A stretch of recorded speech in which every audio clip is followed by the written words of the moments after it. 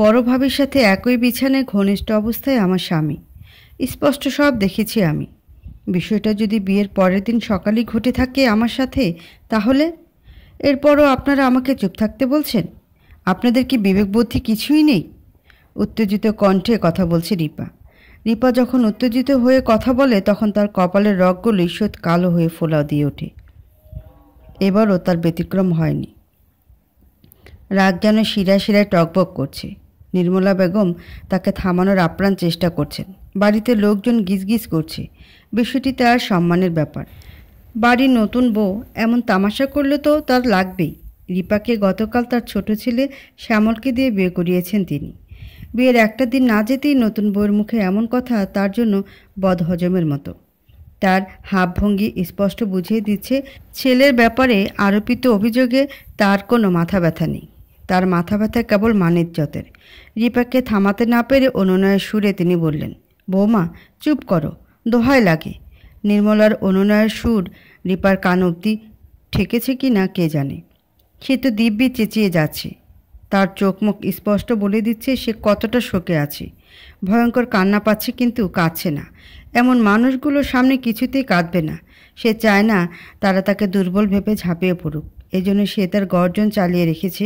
কড়া আওয়াজে বলল, শাশুড়ি মা, আপনি চুপ থাকতে বলছেন? এটা চুপ থাকার বিষয়? বিয়ের একটা দিন না যেতেই এমন অনাকাঙ্ক্ষিত কাহিনী? আপনি ঠিক আছেন তো?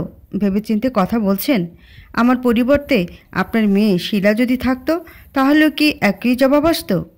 দীপার কণ্ঠে প্রতিবাদের ধ্বনি। সে টের পাচ্ছে তার রক্ত চলাচল দ্রুত চলছে। হার্টবিট অস্বাভাবিকভাবে দপাদপ আওয়াজ তুলছে। শরীর থেকে চিকন ঘাম তরতর করে বয়ে যাচ্ছে। চোখের পেছনে সাদা অংশ সূর্যের আভার মতো লাল হয়ে আছে। সে সেই রক্তবর্ণ চোখে তাকালো শ্যামলের দিকে। শ্যামলের দৃষ্টি মাটির দিকে নিবদ্ধ। রিপার সাথে না বিয়ের সময় আর বিয়ের পর একদণ্ড হেসে কথা বলেছে সে। সবসময় এড়িয়ে চলেছে। বিয়ের আগে এর কারণ ধরতে না পারলে যখন স্পষ্ট ধরতে পারছে রিপা, তাহলে বড়ভাবে বলে যাকে পরিচয় করিয়েছিল তার সাথে অন্তরঙ্গ সম্পর্ক থাকার কারণেই তাকে এড়িয়ে চলা হতো। শ্যামলের দিকে ঘৃণার দৃষ্টি নিপাত করে মুখমণ্ডল ঘুরিয়ে নিল সে। একটা সময় তার ঘরভক্ত নাকের ডগা থেকে কত প্রতিবেশী ভবিষ্যৎ বাণী করেছিল সে নাকি স্বামী সোহাগী হবে। এই কি তার স্বামী সোহাগীর নমুনা? তার ছেলের হাসি আসছে তার। কি ভাগ্য! সাদামাটা আর সহজ সরল দেখতে লোকটার ভেতরটা যে এমন হবে কল্পনায় আনেনি রিপা। তাকে সবাই বলে সে নাকি মানুষ চিনতে পারে না। আজ তার বিশ্বাস হলো সে আসলে মানুষ চিনতে পারে না। লোকে একদম সত্য বলে। রিপার বিয়ে ঘটকের আয়োজনে হয়েছে। শ্বশুরবাড়ির লোকজন তাকে পছন্দ করেই বিয়ে ঠিক করিয়েছেন। সে বারবার শুনেছে পাত্রপক্ষের নাকি তাকে খুব পছন্দ হয়েছে, আর সেজন্য বিয়ে বাবদ সকল খরচ তারা বহন করবে এবং খুব কম আয়োজনে বিয়ে সম্পন্ন করবেন। মেয়ে পক্ষের উপর কোনো রকম দাবি নেই তাদের, শুধু মেয়ে হলেই চলবে। এমন দুমুখ সাপের দেখা যে এভাবে পাবে সে বিশ্বাস করতে পারছে না। 3 বোনের মধ্যে সবচেয়ে বড় হলো সে। নিপা আর শিপা কলেজে পড়ে। বাবা বেসরকারি প্রতিষ্ঠানে চাকরি করেন। মাসিক বেতন 20,000-এর কাছাকাছি। মধ্যবিত্ত সচ্ছল পরিবার তাদের। 3 মেয়ে বাবদ খরচ আর সংসারে যাবতীয় খরচ এই টাকা দিয়ে দিব্যি কেটে যায়। কিন্তু যখন কোনো বাড়তি খরচ এসে কাঁধে পড়ে তখন হিমশিম খেতে হয়। এই যেমন গত ফেব্রুয়ারির শুরুর দিকে যখন সীমা টাইফয়েড বাঁধিয়েছিল তখন কোনো রকম সিদ্ধ চাল আর ডিম খেতে হয়েছিল এবং বাড়তি কোনো খরচ করতে পারেনি। রিপার বাবা রুবেল সাহেব বড্ড ইন্ট্রোভার্টেড মানুষ। তিনি ধার দেনা পছন্দ করেন না। নিজের যেটুকু আছে সেটুকু দিয়েই সংসার চালান। কোনো রকম বাড়তি খরচ করেন না। তাই বলে কি মেয়েদের সকালাত মেটান না? মেটায়। মেয়েরা কিছু চাইলে কখনো না করেন না। দ্বিতীয়বার তাকে মনে করিয়ে দেওয়ার পূর্বেই নিয়ে আসেন। 3 মেয়েকে বড্ড ভালোবাসেন তিনি। মেয়েকে বিয়ে দেওয়ার খেয়াল পূর্বে ছিল না, কিন্তু যখন সে অসুস্থ হয়ে পড়েছে তখন আর না করেনি। কে জানে কয়দিন আর বাঁচবে সে। তার আগে মেয়েদের একটা ঠিকানা করে যেতে চান তিনি। ডায়াবেটিসের ভুক্তভোগী সে। তার উপর মাসখানেক আগে পায়ের আঙ্গুলের গোড়ালি কাটিয়ে এসেছেন তিনি, আর তার জন্য সম্পূর্ণ হাসপাতালে চিকিৎসার উপরে রয়েছেন। ডাক্তার করা নির্দেশ পা যেন কোনো মতে ইনফেকশন না হয়, কারণ ডায়াবেটিসের রোগীর জন্য পা খুবই নাজুক, সেন্সিটিভ স্থান, এবং ওনাকে যেন বাড়তি টেনশন না দেওয়া হয়, না হলে ওনার জন্য বিরাট ঝুঁকি রয়েছে। এই বিষয়গুলো ডাক্তার বলার পূর্বে অবগত ছিল রিপা। বাবার কথা বড্ড মনে পড়ছে রিপার। ভীষণ কান্না পাচ্ছে। বাবার কোলে একটুখানি কেঁদে নিলে হয়তো শান্তি পাবে। চাপা শ্বাস ফেলে কাপড় চোপড়ের ট্রলি নিয়ে বেরিয়ে আসলো সে। মানুষের ভিড় কম দেখাচ্ছে। পরিবারের আত্মীয় ব্যতীত বোধ হয় আর কেউ নেই। রিপা বিলম্ব না করে পা বাড়ালো। ভাবি, ভাবি, কোথায় যাচ্ছেন আপনি? হুট করে একদল ছেলে আর মেয়ে এসে পথ আটকায় রিপার। এদের এর আগে দেখে বলে মনে হয়নি রিপার। তাদের মধ্যে রয়েছে 3টা ছেলে আর 2টা মেয়ে। মেয়ে দুটোর কি সুন্দর গড়ন, ছেলেগুলোও শ্বেতরঙ্গা। তাদের চোখে মুখে অস্থিরতা, দিশেহারা ভাবটাও ফুটে উঠেছে মুখে। আপনারা কারা? আমাকে আটকাচ্ছেন কেন? জানেন কি হয়েছে আমার সাথে? সব জানি ভাবি। আপনি একটু বসে দয়া করে আমাদের কিছু কথা শুনুন। আমরা ইমনের বন্ধু। সব জানার পরেও আপনারা বসতে বলছেন? আর ইমন কি?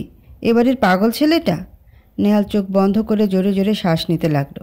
বন্ধুকে এমন শব্দ বলাটা তার গায়ে লেগেছে। শ্যামলের বড় ভাইয়ের নাম ইমন। ইমন প্রতিবন্ধী, তবে জন্মগত নয়, কিছু অনাকাঙ্ক্ষিত ঘটনার প্রভাবে সে প্রতিবন্ধী হয়েছে। তার রোগ চিরস্থায়ী নয়, চিকিৎসার মাধ্যমে সারিয়ে তোলা যাবে। তবে কবে ঠিক হবে এর কোনো নিশ্চয়তাই নেই। পারিবারিকভাবে সুস্থ করার জন্য গত কয়েক মাস পূর্বে বাড়িতে নিয়ে আসা হয়েছে। রিপাকে বসানো হয়েছে। তার সামনে ইমনের বন্ধুরা বসেছে। তাকে ঘিরে যত আলোচনা চলছে, এর মধ্যে বাড়িতে একবারও তাকে বিষয়গুলো জানানোর সুযোগ দেওয়া হয়নি। ভাবি, আপনি যাবেন না প্লিজ? আমাদের অনুরোধ রইল, না হলে কিছু ঘটে যাবে। বিস্ফোরিত চোখে তাকালো রিপা। তার অবাক লাগছে। সব কিছু শোনার পরেও তাকে থাকার কথা বলছে কিভাবে?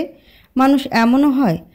সে বুঝেছে এখানে কেঁদে কোনো লাভ নেই। সবাই ঘুরে ফিরে একতাল। চোখের জল মুছে তার ছেলের হাসি ছুঁড়ে উঠে দাঁড়িয়ে পড়ল রিপা। এখন তো আর এক মুহূর্ত দাঁড়াতে পারবো না। আমি এক্ষুনি চলে যাব। নির্মলা বেগমের দিকে অসহায় দৃষ্টিতে এক পলক তাকালো ইমনের বন্ধুরা। নির্মলা বেগম সেই চাহনি এড়িয়ে স্বাভাবিকভাবে তাকালেন। যার ভাবার তো তোমরা দায়িত্ব নিয়েছ, কিভাবে সামলাবে সেটা তোমাদের ব্যাপার। ছেলে মেয়েগুলো পরস্পরের মুখের দিকে কয়েকবার চাওয়াচাওয়ি করল। হিসাব মিলিয়ে জুথি উঠে রিপার সামনে দাঁড়িয়ে পড়ল। রিপা চমকে তাকানোর পূর্বেই তার মুখে ক্লোরোফর্ম স্প্রে করা হয়। জ্ঞান হারিয়ে ঢলে পড়ার সাথে সাথে একজোড়া শক্তপোক্ত হাত এসে ধরে ফেলল। দৌড়ে আসার কারণে হাঁপাচ্ছে সে। রিপার মুখের দিকে তাকে মৃদু হাসল, তারপর বাকিদের দিকে ঘুরল। হাত জোড়ার মালিক স্বয়ং শ্যামল। তাকে দূরে রাখা হয়েছিল। সিদ্ধান্ত ছিল ইমনের বন্ধুরা রিপাকে আটকাবে আর ওর পাশে কেউ থাকবে না। শ্যামল জানতো রিপাকে আটকানো যাবে না। মেয়ের পুরো বায়োডাটা জানা তার। রিপাকে ধরে ফেলতেই তালি বাজালো ইমন। 2 হাতে তালি বাজাচ্ছে আর খিলখিল করে হাসছে সে। কি মজা, কি মজা! ভাইয়া বারবি ডল ক্যাচ ধরেছে। ইয়াপ্পি! বারবি ডল এবার আর যেতে পারবে না। ইমনের কণ্ঠ 5 বছরের বাচ্চার ন্যায় শোনাচ্ছে। নেহাচ্ছি অসুস্থ না হলে সবাই তার অদ্ভুত কর্মকাণ্ডে হাসত। নির্মলা বেগম ছলছল নয়নে ছেলের দিকে তাকিয়ে রইল। মায়ের বুক পুড়ছে। কত হ্যান্ডসাম আর বুদ্ধিমান ছেলে ছিল তার। সবসময় গম্ভীর থাকতো। মুখে কদাচিৎ হাসি দেখা যেত। প্রয়োজনের অতিরিক্ত কোনো কথা বলতো না। তিনি সবসময় বলতেন, ও বাপ, তুই হাসিস না কেন? একটু হাস, আজ বলতে ইচ্ছা করছে। তুই হাসিস না, যেমন থাকতি তেমন হয়ে যা। তার ছেলেকে না হাসলে বড্ড সুন্দর লাগে। পৃথিবীতে কিছু মানুষ রয়েছে যাদের না হাসলে সুন্দর দেখায়। এমন তেমন একজন, যাকে না হাসলে রাজপুত্রদের মতো দেখায়। না না, রাজপুত্ররা তো হাসে। সন্ধ্যা নেমেছে ইতোপূর্বেই। পক্ষী কুল নিড়ে ফিরে গিয়েছে। আশেপাশের পরিবেশ নিস্তব্ধ। রুমের মধ্যে জানালার পর্দা ভেদ করে বাতাস বইছে। বিছানায় রিপা জ্ঞানহীন পড়ে আছে। তাকে বিধ্বস্ত অবস্থায় ফেলে রাখা হয়েছে। শরীরের নাজেহাল দশা। বেশ কিছু সময় বাদে আদো আদো চোখে চারপাশে তাকালো রিপা। শরীর আর মাথা যন্ত্রণা করছে। ভালো মতো চোখ মেলতেও পারছে না। মনে হচ্ছে মাথায় 10 কেজি ওজনের বস্তা ফেলে রাখা।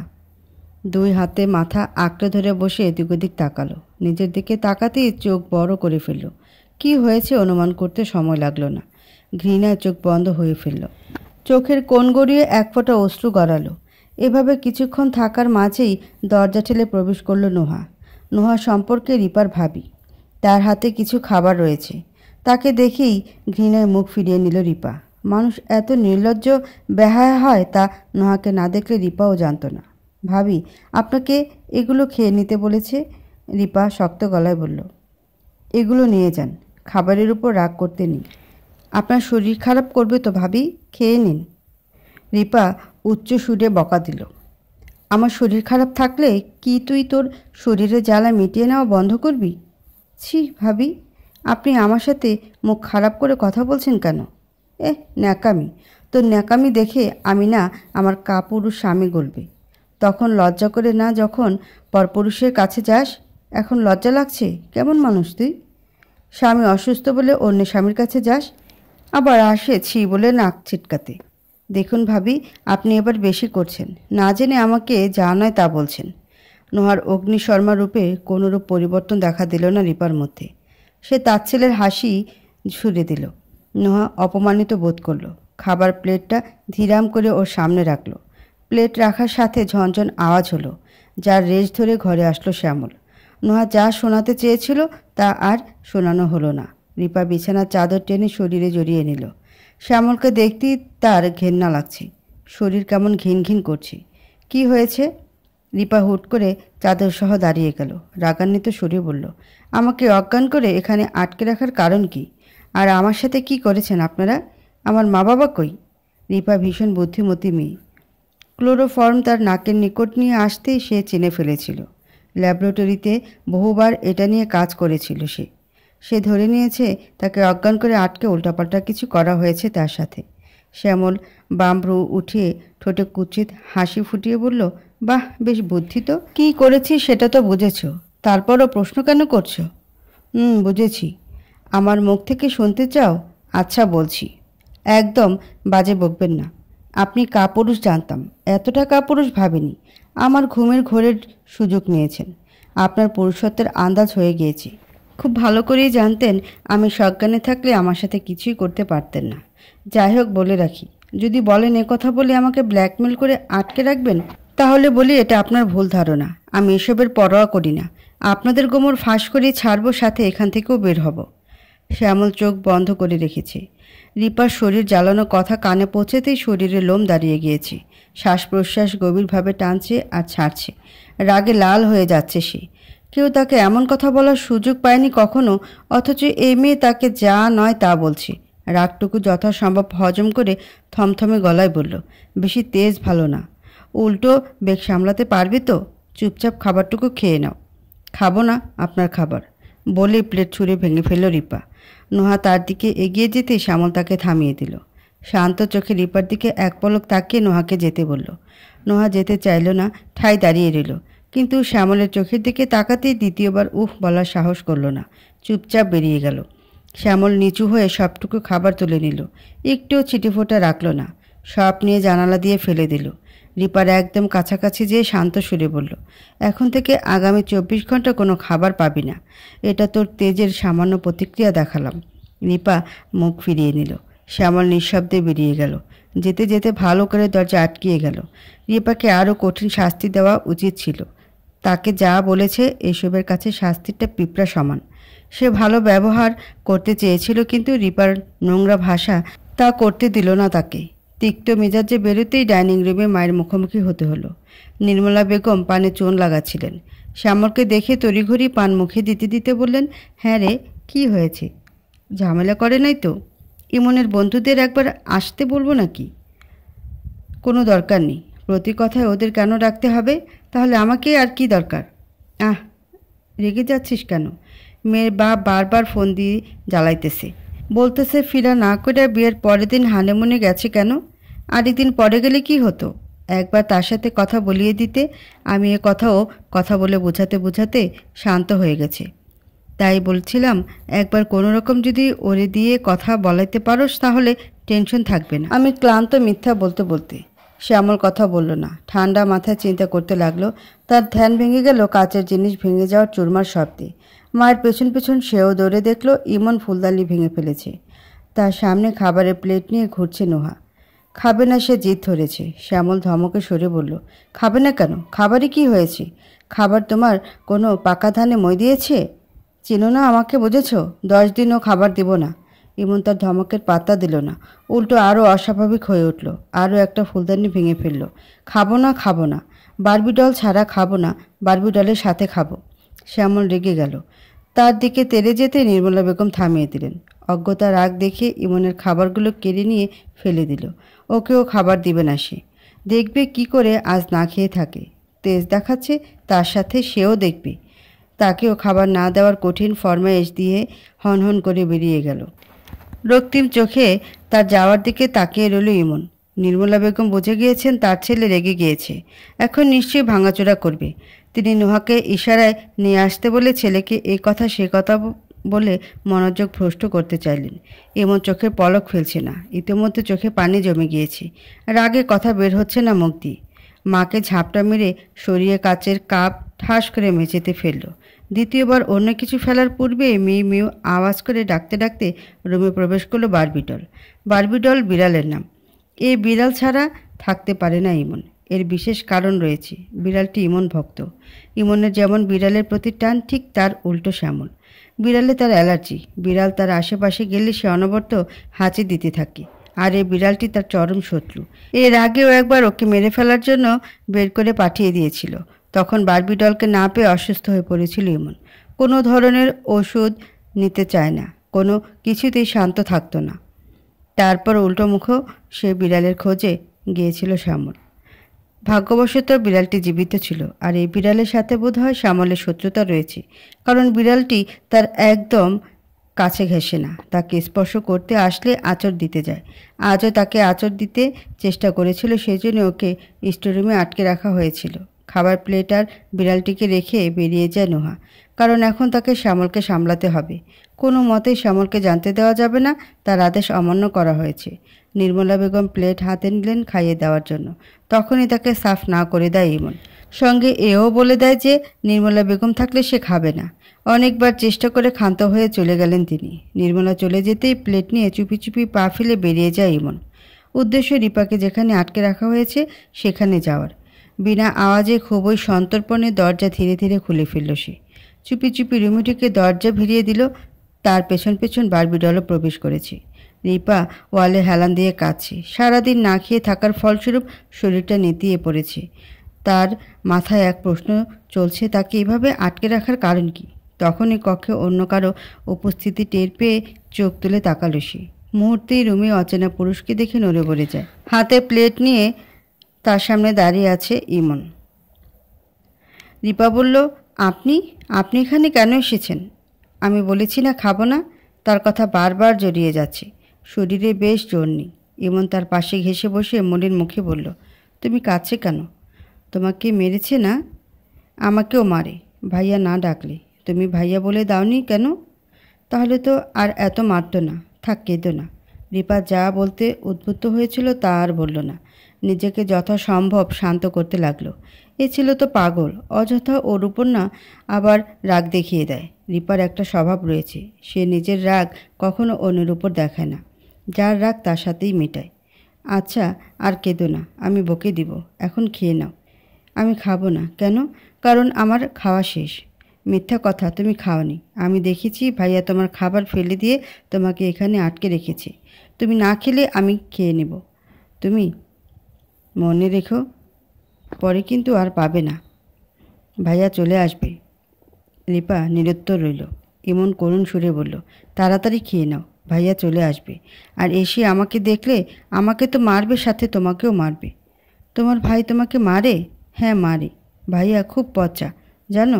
আমাকে না মাঝে মাঝে অন্ধকার ঘরে নিয়ে তেলাপোকা আর ইঁদুরের সাথে আটকে রাখে। বলতে বলতে ইমনের চোখ ছলছল করে ওঠে। বিড়ালটি মিউ মিউ ডেকে ইমনের পেছন থেকে বেরিয়ে আসলো। ইমনের গা ঘেঁষে সান্ত্বনা দিতে লাগলো, যেন সে বুঝেছে তার মালিক কষ্ট পাচ্ছে। এ অবলা প্রাণীগুলো হয় খুবই প্রভুভক্ত। তাদের একটু আদর দিলে অন্ধভক্ত হয়ে ওঠে। রিপা ফ্যাল ফ্যাল চোখে বিড়ালের দিকে তাকালো। এই বিড়ালকে সে দেখেছিল।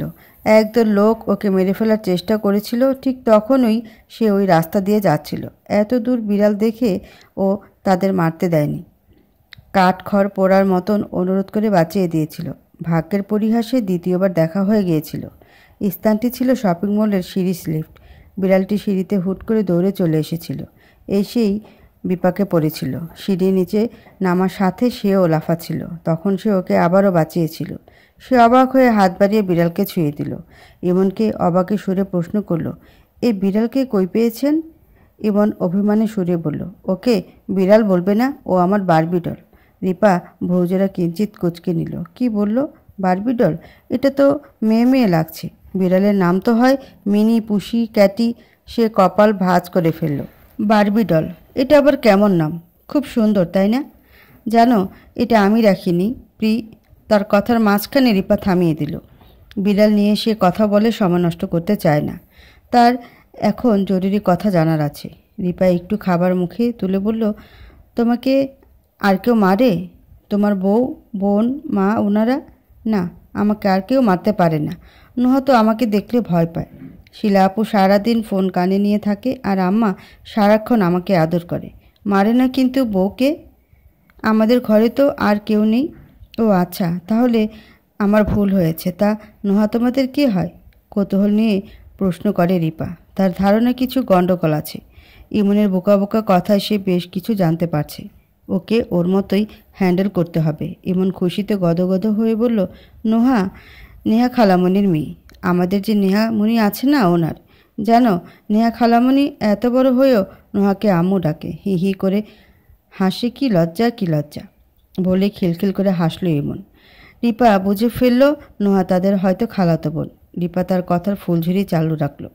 কথায় কথায় জেনে ফেলল প্রতি রাতে নোহা আর শ্যামল একসাথে থাকে। এইটুকু শুনতেই তার গা ঘিনঘিন করে উঠল। সে যা দেখেছে তার কিছুই ভুল নয়। তাদের কথার মধ্যেই রুমে এসে উপস্থিত হন নির্মলা বেগম। ইমন আর রিপাকে একসাথে দেখি সে থতমত খেয়ে যান। কঠিন আদেশে সুরে ছেলেকে শাসিয়ে বললেন, তুই এখানে এসেছিস কেন? তোকে না নিষেধ দিয়েছিলাম? ইমন ভয়ে আড়ষ্ট হয়ে গেল। রিপা তাচ্ছিল্যে সুরে বলল, কেন? আমি সব জেনে যাব বলে? এই মেয়ে, তুমি বেশি কথা বলো। এখনও কিছু বলেছি কই? আর আমাকে এখানে আটকে রাখার কারণ কি? কেন আটকে রেখেছেন? আমি যেতে চাই, যেতে দিন। আপনার ছেলের পরকীয়ার সকল ডিটেলস জানা হয়ে গিয়েছে আমার। এই মেয়ে, এই কি পরকীয়া? পরকীয়া লাগিয়ে রেখেছ? আমি ওর বউ। স্বামী স্ত্রীর কিসের পরকীয়া? একটা থাপ্পড় দেব। কথাটা বলে চেঁচিয়ে ভেতরে আসলো নোহা। রাগে ঠোঁট কাঁপছে। তখন শ্যামলের ভয়ে কিছু বলতে পারেনি। এখন সব ঝাল মিটিয়ে নেবে। কৌশলে শ্যামলকে ঘুমের ওষুধ খাইয়ে এসেছে সে। রিপা বিস্ফোরিত চোখে তাকিয়ে রইল। নোহার কণ্ঠে তেজ শোনা যাচ্ছে। তার আওয়াজ বলে দিচ্ছে সে যা বলছে তা সব ঠিক। বেতালের মতো রিপা প্রশ্ন করল, তাহলে আমি কি? নির্মলা বেগম নির্লিপ্ত গলায় বললেন, তুমি তার ভাবি, অর্থাৎ ইমনের বউ। মানে কি বলছেন? ক্লিয়ারলি বলেন। ফুপু আম্মার কথার অর্থ হলো তোমাকে ইমনের সাথে বিয়ে দেওয়া হয়েছে। এখন কারণ নিশ্চয়ই জানতে চাইবে, তার জন্য বলে রাখি তোমার বাবা ইমনের সাথে তোমাকে বিয়ে দেবে না, তাই এ চাল চেলেছি আমরা। যাই হোক, শোনো, ভালো কথা মনে পড়েছে। এখন ফটাফট তোমার বাবাকে ফোন দিয়ে বলো তুমি ঠিক আছো। কদিন যেন তিনি তোমাকে ডিস্টার্ব না করে। না বলতে চাইলে সমস্যা নেই। তোমার সুন্দর শরীরের সুন্দর ভিডিও সবার কাছে পৌঁছে দিব। নোহার কথা শুনে রিপা তবদা খেয়ে যায়। মাথা যেন বাজ ভেঙে পড়েছে। মুখ বিশাল বড় হা করে তাকিয়ে রইল তাদের দিকে। সবটুকু হজম করা তার জন্য কষ্টসাধ্য হয়ে যাচ্ছে। ধাক্কাগুলোর বেগের গতি খুবই ভারী পড়ল তার উপর। নিজেকে কেমন আওলা ঝাওলা লাগছে। পলকহীন চোখে কয়েক সেকেন্ড স্তব্ধ রইল। খুবই শান্ত স্বরে সে বলল, বিয়ের সময় কাগজপত্রের নামগুলো আমি পড়েছি এবং বর কী ছিল সেটাও দেখেছি।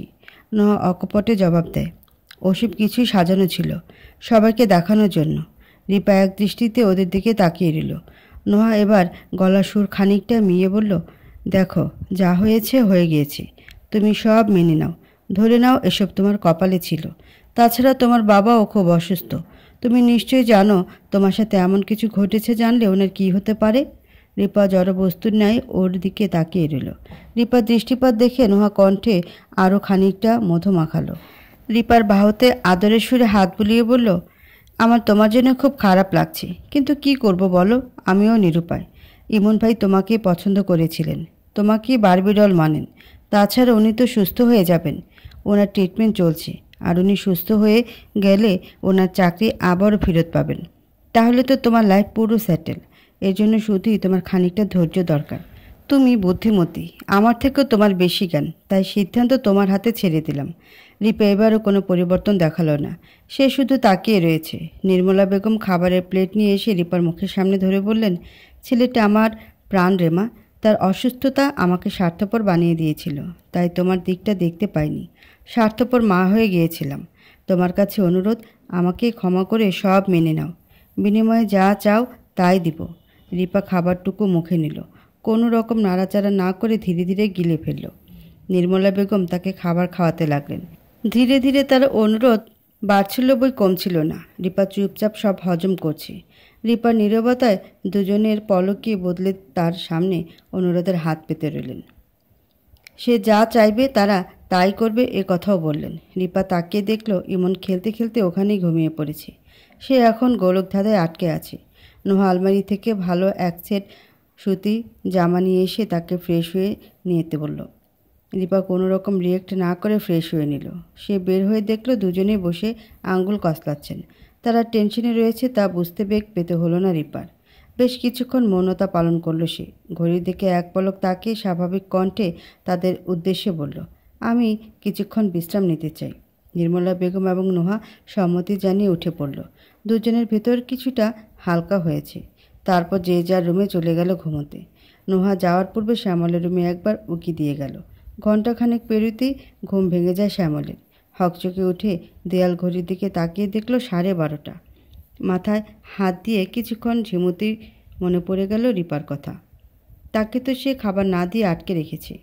দ্রুত নাকে মুখে উঠে রান্নাঘর থেকে একটা শুকনো রুটি নিল, সাথে একটা ডিম ভেজে নিল। প্লেট নিয়ে হড়বড়িয়ে দরজা খুলে প্রবেশ করল সে। সাথে সাথে ঘুম ভেঙে যায় রিপার। রিপার ঘুম খুবই পাতলা। হালকা আওয়াজ শুনলেও তার ঘুম ভেঙে যায়। রিপা চোখ বন্ধ করে দেখতে চাইলেও শ্যামল কি করে। হাতে নাতে শ্যামলের উদ্দেশ্য ধরার জন্য নিজেকে প্রস্তুত করে নিয়েছে রিপা। শ্যামল এসেই তাকে ডাকতে লাগলো, তবে যথেষ্ট দূরত্ব বজায় রেখে। রিপা নড়ল না। মনে মনে ভেবে নিল তাকে ঘুমে বিভোর দেখে কি করে সেটা দেখবে। কিন্তু শ্যামল আশানুরূপ কিছুই করল না। তাকে ডেকে কোনো সাড়া না পেয়ে চলে গেল। রিপা চোখ খুলে অবাক হয়ে তাকালো। কয়েক সেকেন্ড বাদে আবারও তাকে ফিরে আসতে দেখে চোখ দুটো পুনঃ বুঝে নিল সে। শ্যামল পানির গ্লাস নিয়ে এসেছে। বাম হাতের গ্লাস নিয়ে ডান হাতের আঙ্গুলে পানি নিয়ে তার মুখের উপর ছিটা দিল। রিপার মুখমণ্ডল তার অজান্তে কুঁচকে ফেলল। ঘুমের ভান বেশিক্ষণ করতে পারল না। চোখ মুচ কুচকাতে দেখে শ্যামল আবারও পানি ছিটালো। রিপা এবার চোখ মেলে স্বাভাবিকভাবে তাকালো। তাকানো দেখে শ্যামল খাবার প্লেট এগিয়ে বলল, খেয়ে নাও। প্রথমবার বললে মাফ করে দিয়েছি, এরপর হলে আর কখনো মাফ হবে না। রিপা চুপচাপ তাকিয়ে রইল।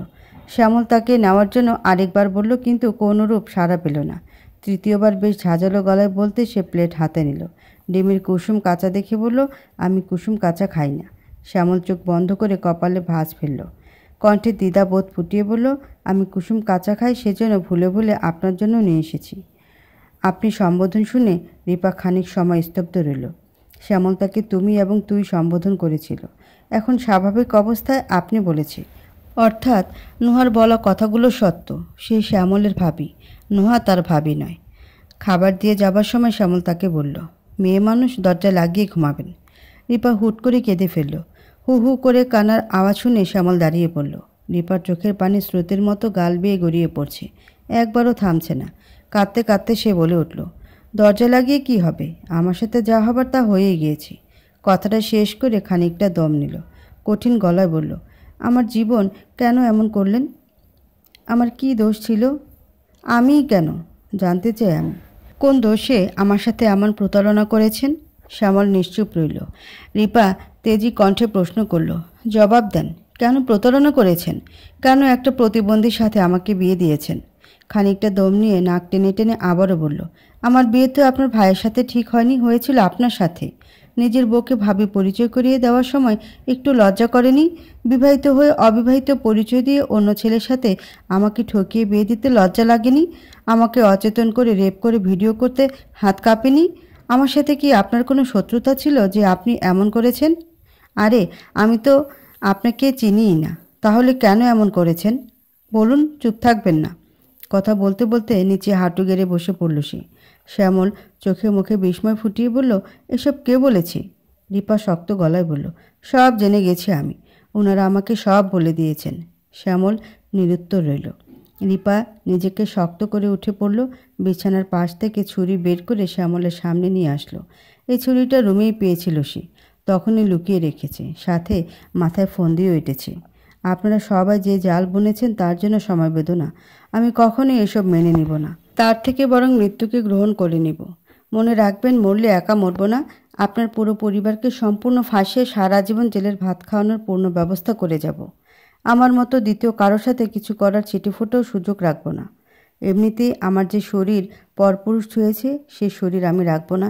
শেষ করে দিব সব, সাথে আপনাদেরও। পাগলামি করবেন না, ছুরিটা ফেলে দেন। আমার কথা শুনুন, আমি সব বলছি, আপনি এমন কিছু করবেন না।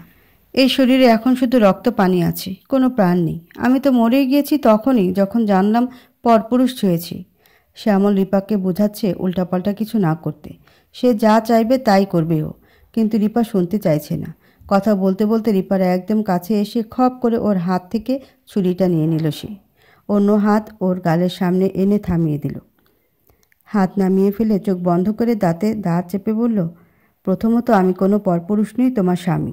দ্বিতীয়ত তোমাকে কিছুই করিনি, এমনকি একবারও স্পর্শ করিনি। তোমাকে অমন এলোমেলো নোহা করেছিল শুধুমাত্র ভয় দেখাতে, দমিয়ে রাখার জন্যই ওই মিথ্যা বলা হয়েছিল। কোনো কিছুই হয়নি তোমার সাথে, বুঝেছ তুমি?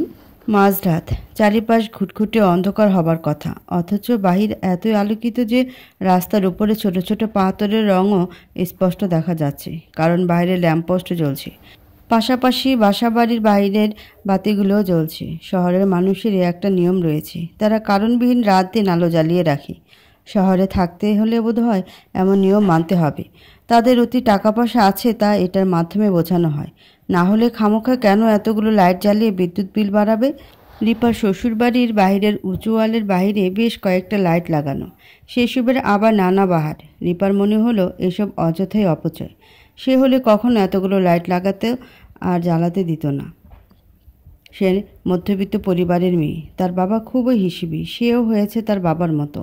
তার বেডরুমে 2টা লাইট প্রয়োজন, তবুও সে একটি লাইটই রেখেছে। পড়ার সময় সে বিছানার পাশে এসে লাইটের নিচে পড়ালেখা করে যায়, তবুও বাবাকে বলে 2টো লাগায় না।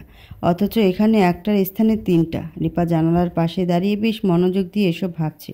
অথচ তার এখন ভাবা উচিত শ্যামলের বলা কথা নিয়ে, কিন্তু সে ভাবছে না।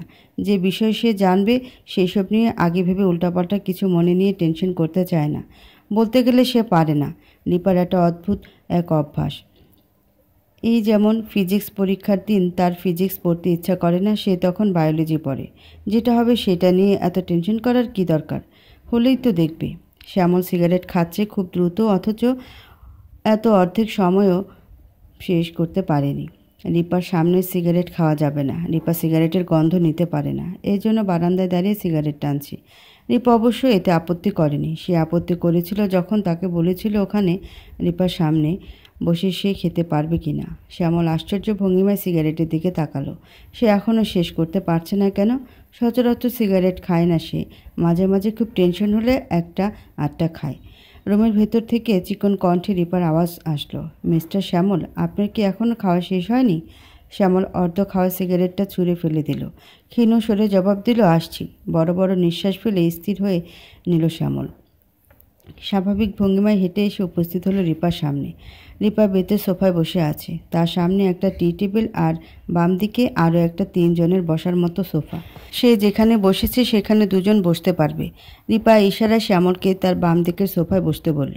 সাথের সোফায় বসলে কথা বলতে অসুবিধা হবে, তার চেয়ে বরং পাশের সোফায় বসলে তার তাকাতে কষ্ট হবে না। 2 জন আড়াআড়িভাবে বসল। রিপা ঘরের আশেপাশের দিকে নজর বুলিয়ে ভাবল, এরা বেশ শৌখিন। শ্যামলের মৌনতা দেখে সে সহজ গলায় বলে, আপনার একটু সময় কি এখনও শেষ হয়নি? রাত বাড়ছে, যত দ্রুত সব বলবেন ততই লাভ হবে। বলা বলির অনেক কিছুই, বলা শুরু করলে আজ সব বলা শেষ করতে পারবো না। এর চেয়ে বরং আপনি প্রশ্ন করুন, আমি জবাব দিচ্ছি। রিপা ঘাড় এলিয়ে সম্মতি জানালো। জিভা দিয়ে ঠোঁট ভিজিয়ে বলে, ঠিক আছে। প্রথম প্রশ্ন, আমার স্বামীকে যদি আপনি হয়ে থাকেন তাহলে মিস নোহা আর আপনার মা কেন বলল ওসব সাজানো এবং আমার বিয়ে আপনার ভাইয়ের সাথে হয়েছে? আপনার স্বামী মোহাম্মদ নিলয় আলমগীর শ্যামল, অর্থাৎ আমি। দ্বিতীয়ত, নোহা এবং আম্মা আপনাকে যা বলেছে সেসব মিথ্যা, আবার সত্য। রিপা ভ্রুযুগল কুঁচকালো। শ্যামলের কথা তার বোধগম্য হচ্ছে না। কপালে 3 ভাঁজ ফেলে বলে, মিথ্যা আবার সত্য, এর অর্থ কী? কথা না পেঁচে সোজাসুজি বলেন। কথাগুলো বাস্তবিকভাবে মিথ্যা, তবে তাদের জন্য সত্য। আপনার সাথে যে ছলনার বিয়ে হয়েছিল সেটা তাদের জন্য ছলনা ছিল। বাস্তবে আমি আপনাকে সত্যিকার অর্থেই বিয়ে করেছি। তাদের প্ল্যান মতো সব করেছি, শুধু মাঝেই নকল বিয়ের স্থানে আসল বিয়ে করিয়ে ফেলেছি। রিপার কপালে ভাঁজ হলো না, বরং আরও দৃঢ় হলো। কথাবার্তার আগামাথা না বুঝলে তার এমন প্রতিক্রিয়া হয়। মাঝে মাঝে মাথা চুলকায়। শ্যামলের কথায় আগামাথা কিছুই খুঁজে পাচ্ছে না দেখে চোখগুলো ছোট করে তাকালো। শ্যামলের হাসি পেল, কিন্তু সে হাসলো না। হাসি আসলে সবসময় হাসা যায় না, কিছু স্থানে তা সংবরণ করতে হয়। এখন হাসার অর্থ হলো সে সব মিথ্যা বলছে বা রিপাকে নিয়ে মজা করছে। তাই সে হাসলো না, বরং সহজ ভাষায় বলল, আপনি হয়তো কিছু বুঝতে পারছেন না, বোঝার কথাও নয়, যেহেতু আপনি কিছুই জানেন না। আমি বলছি শুনুন, আপনার সামনে এত সময় যেসব উপস্থাপন করা হয়েছিল সব কিছুই একটা চক্রান্ত ছিল। চক্রান্ত হলো আমাকে দেখিয়ে ভাইয়ের সাথে বিয়ে দেওয়া হবে। তারপর আমার চরিত্র খারাপ প্রমাণ করে আপনাকে ভাইয়ের প্রতি দুর্বল করা হবে। ভাইয়ের প্রতি দুর্বল হলে তখন বলা হবে আপনাকে বাস্তবে ভাইই বিয়ে করেছেন। তখন আর সমস্যা হবে না, কারণ ভাইয়ের প্রতি তো আপনার টান চলে আসবে। এসব কিছু একটা চক্রান্ত ছিল। এই চক্রান্ত করার কারণ হলো আপনাকে কখনো ভাইয়ের সাথে বিয়ে দিবে না আপনার পরিবার। এর শুধুমাত্র কারণ ভাই মানসিক অসুস্থ সেটা নয়, তার কারণ ভাইয়ের প্রথম বিয়ে, যার জন্য আমার ভাইয়ের এই অবস্থা। আপনার স্থানে অন্য কোনো মেয়ে হতে পারতো, আপনি কেন? এমন একটা প্রশ্ন হয়তো আপনার মাথায় এসেছে। তার উত্তর হলো, ভাইয়ের বিড়ালকে যে বাঁচিয়েছে তার সাথে যেন ভাইয়ের বিয়ে হয়, এই উক্তিটি। রিপার কপালে আবার চিন্তার ভাঁজ দেখা দিল। শ্যামলের ঠোঁট নাড়া বন্ধ দেখে সে দ্রুত বলে, সব ঠিকঠাক বলে শেষে আবার প্যাঁচ লাগালেন কেন? আপনার ভাইয়ের প্রথম স্ত্রী মানে উনি কি বিবাহিত ছিলেন? তাহলে ওনার স্ত্রী কে? মিস নোহা নিশ্চয়ই নয়। অন্য কেউ হলে সে কই? তার কি হয়েছে? আর উক্তিটি মানে, এই উক্তি কার? কে বলেছে এসব? খোলাসা করে বলেন। জি, আমার ভাই বিবাহিত, তবে বিপত্নী। ভাবি মারা গিয়েছেন গত বছরের শেষের দিকে। ভাবির আকস্মিক মৃত্যু সহজ হলো না ভাইয়ের জন্য। মানসিক চাপ নিতে না পেরে তিনি মানসিক ভারসাম্য হারিয়ে ফেলেছেন। বারবি ডল নামে আমার ভাবিকে ভাই ডাকত, কারণ ভাবি দেখতে হুবহু বারবি ডলের মতো ছিল। বিড়ালটাও ভাবির। আর উক্তিটি হলো আমাদের পরিবারের বিখ্যাত কুখ্যাত পীর সাহেবের, যার জন্য মারা গিয়েছেন আমার পরীর মতো ভাবি। এই পীর সাহেব হলেন আমাদের পরিবারের ধ্বংস করা নষ্টের মূল, যাকে সাথে থাকলে গলা টিপে মেরে ফেলতে দুদণ্ড ভাবতাম না। কথা বলতে বলতে শ্যামলের চোখ মুখ শক্ত হয়ে গেল, কপালের রগ ফুলে ভাসমান হলো। শ্যামল যখন এই পীর সাহেবের কথা মুখে আনে তখন তার চোখ মুখ এমন হয়ে যায় যেন তার জীবনের সবচেয়ে বড় শত্রু হলো তিনি। রিপা এখনও হতভম্ব হয়ে আছে। সে এখনও পুরোপুরি কিছুই বুঝে ওঠেনি। মাথাটা ঘোলাটে লাগছে। এই শ্যামল লোকটা এমন ঘুরিয়ে পেঁচিয়ে কথা বলে কেন? সহজ করে বললেই তো সে সব বুঝে যায়। বিরক্ত লাগছে শ্যামলের কর্মকাণ্ড। মানুষ অদ্ভুত, সোজা ভাত খাবে না, হাত ঘুরিয়ে উল্টিয়ে খেতে চাইবে। এমনিতেই গত কয়েকদিন যাবৎ কী হচ্ছে সে কিছুই ঠিকমতো বুঝে উঠতে পারছে না। বিরক্ত ভাবটা ঝেড়ে ফেলে কৌতূহল নিয়ে সে শ্যামলকে প্রশ্ন করল, এই পীর সাহেবকে আর উনিই বা কী করেছেন? সব কিছু বিস্তারিত বলুন। শ্যামল ফোঁস করে নিঃশ্বাস ছাড়ল। বোঝাই যাচ্ছে এই বিষয় নিয়ে কথা বলতে সে অনিচ্ছুক। কিন্তু অনীহা থাকলে কি হবে, তাকে তো বলতে হবে। প্রায় দৈনন্দিন জীবনে অনিচ্ছুক জিনিস নিয়েও চর্চা করতে হয়। সেসব হয় বাধ্যতামূলক। শ্যামলের জন্য বাধ্যতামূলক। কিছু সময় চুপ থাকলো, দীর্ঘশ্বাস ছেড়ে বলল, পীর সাহেব এক কলুষিত ব্যক্তির নাম, যার দখলে আমার পরিবার। আমরা হলাম তার হাতের পুতুল। তিনি যেমন চান তেমন নাচান, আমরাও তালে তালে নাচি। কদিন পর তুমিও নাচবে। রিপা ভ্রুকুচকে তাকালো। সেও নাচবে মানে?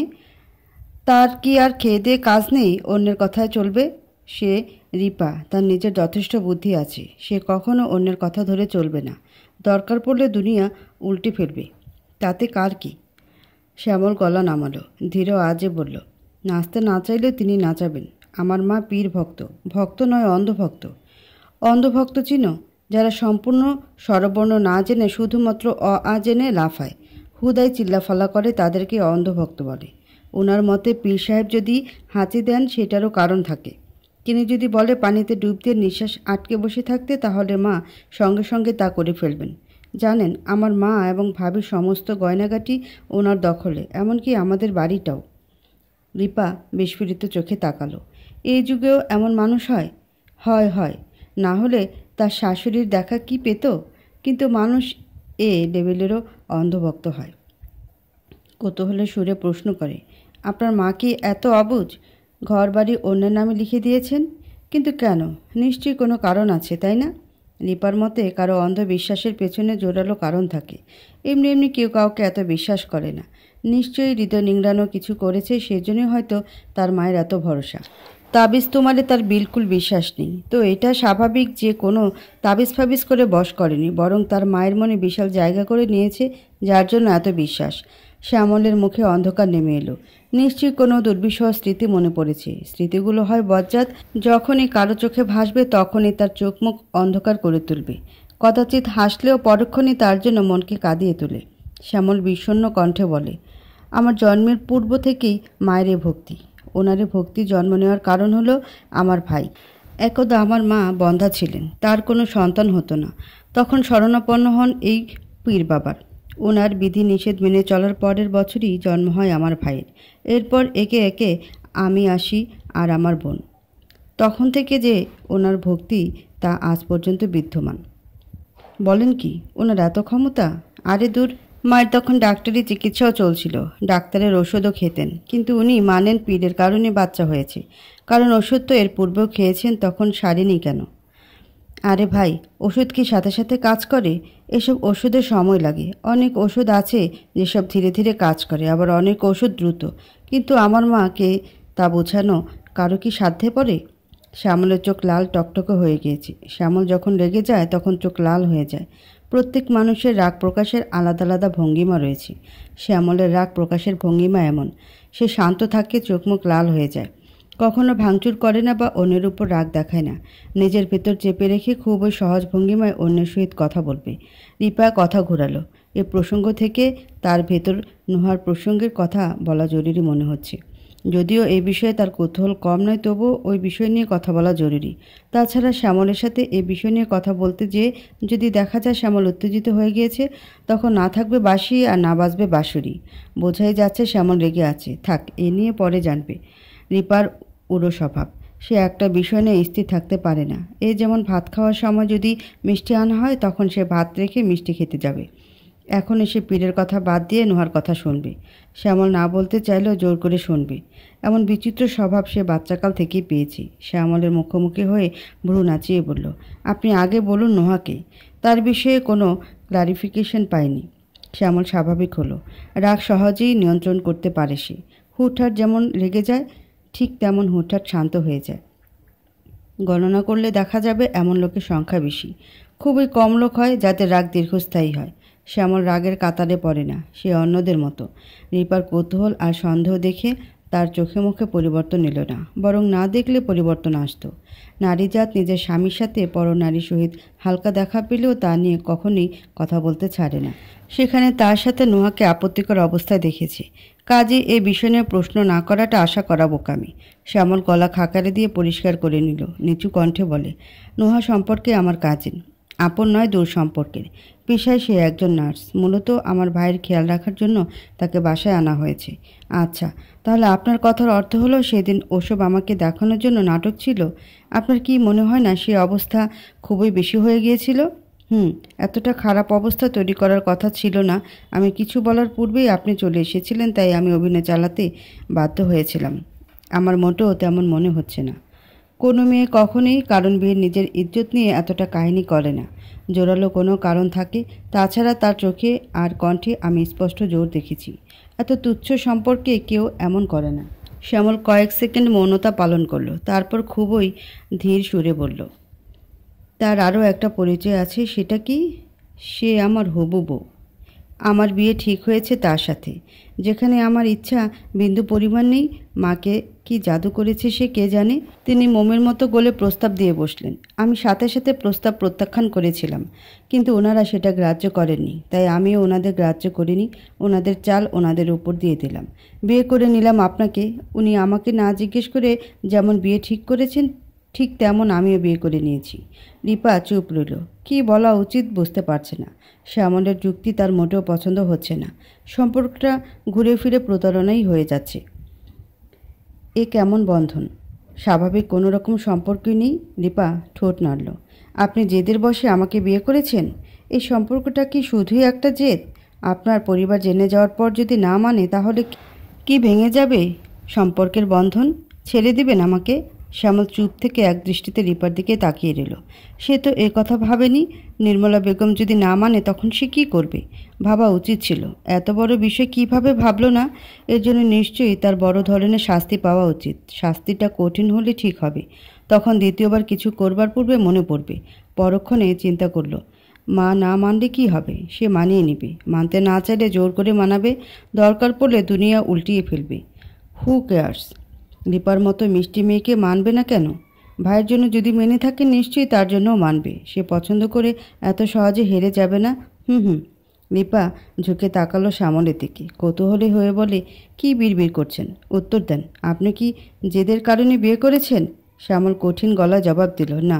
রিপা চেয়ে রইল। শ্যামল লজ্জিত মুখে বলল, আপনাকে আমার ভালো লাগে। আপনি যখন হাসেন তখন আরও ভালো লাগে। ওই যে যেদিন গোলাপি রঙের গোল ফ্রকে সাদা ওড়না পরে হাসতে হাসতে সিঁড়ি লিফটে নামছিলেন তখন খুব মিষ্টি লাগছিল আপনাকে। কথাটা বলে জিভ কাটল। শিট, এটা কি করলো? লজ্জা ভাব নিয়ে কথা বলছি। সে কি মেয়ে? মেয়েরা এমন ইনিয়ে বিনিয়ে মুখ লাল করে কথা বলে? সে তো পুরুষ। তার উচিত ছিল গম্ভীর গলায় মোটা মোটা সরে কথা বলার। এত বড় ভুল সে কীভাবে করলো? হয়েছেটা কি? আজ ভুলের উপর ভুল করেই যাচ্ছি। মুহূর্তে মুখ ফ্যাকাশে বর্ণ ধারণ করে নিল। তার এভাবে কথা বলা একদম উচিত হয়নি। এই ঘোর অন্যায়। রিপার দিকে তাকাচ্ছে না। তাকালেই দেখবে মেয়েটা তার উপর উপহাস করছে। কি দরকার যেচে যেচে লজ্জা পাওয়ার? সে মাথা নিচু করে নিচের দিকে তাকিয়ে রইল।